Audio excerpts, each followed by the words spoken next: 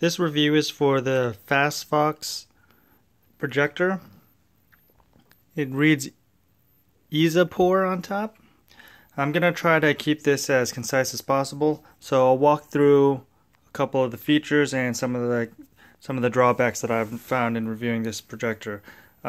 First off, I think it's a great projector for the value, for the price. This category, it's a very small device.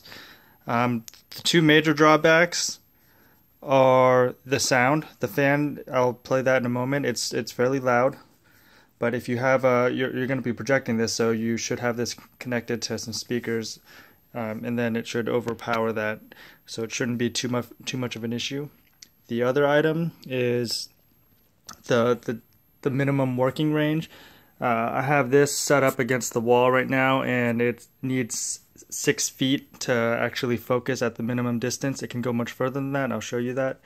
And the last item is because it's an LED projector, the tint is a little bit on the bluish side, so it's a little cold. Okay, so here's the sound.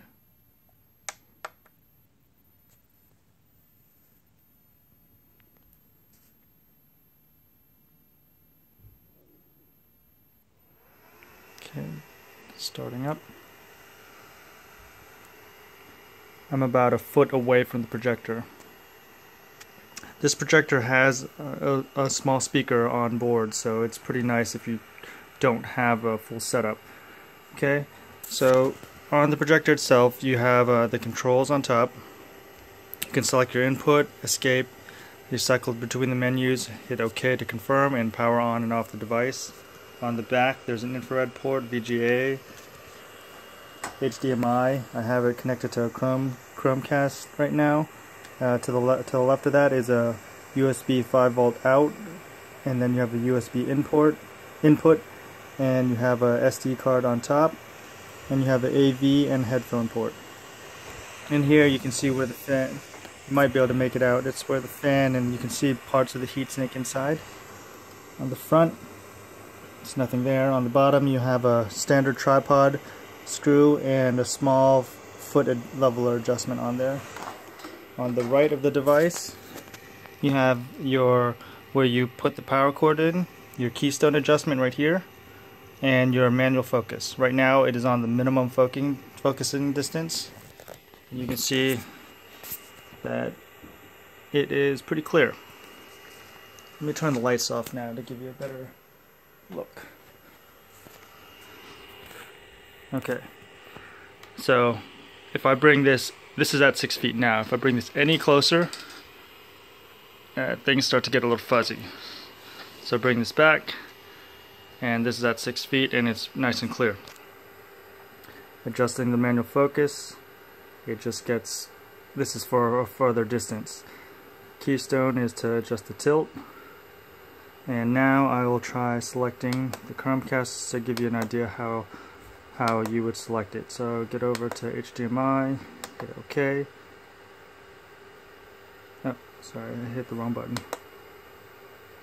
So hit escape. Working in the dark here. Okay, it's selected, and there you go. I'm connected to my Chromecast. Okay, so now I'm going to give you an example. I'm going to swing this around to the front of... Okay, so now I flip this around to the front of my home. We're about 15 feet away. The adjustment right now is on the minimum focusing distance, and I'm going to slowly adjust it up. And there you go. It's very clear and very bright. And this is about 15 feet away, and I have... It feels like I'm only halfway in the manual focus adjustment, so you could assume that this would go much further if you have the room for it. Pretty impressive for such a small device. So now I'm going to power it off.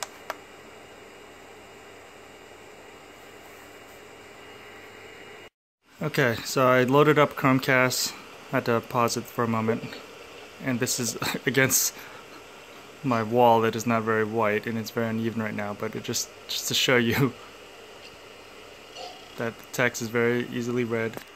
I'm going to flip this back over to the wall that's 6 feet away and adjust the focus. And this is playing off the speaker that is on board. This is very impressive. It's very clear for the size of the device. And the lights are off. I'll turn the lights on to see that it's not bright enough if the lights are fully on, but it's pretty powerful.